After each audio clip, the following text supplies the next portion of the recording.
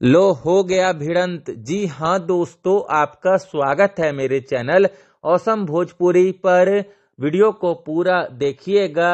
Video पसंद आए तो वीडियो को लाइक और चैनल को सब्सक्राइब कीजिएगा। दोस्तों, पवन सिंह का आहो राजा गाना जो कि 29 नवंबर यानी कि कल सुबह में रिलीज हो रहा है। और अब दोस्तों, खेसारी जी का गाल काटवा जीजा गाने का वीडियो भी 29 नवंबर यानी कि कल सुबह में 6 बजे रिलीज हो रहा है। मतलब कि दोस्तों, कल पवन सिंह का आहो राजा गाना और खेसारी जी का गाल काटवा जीजा गाना दोनों एक साथ रिलीज हो रहा है। मतलब कि कल पवन सिंह के आहो राजा गाना और खेसारी जी का गाल काटवा जीजा गाना में जबरदस्त टक्कर देखने को मिलेगा।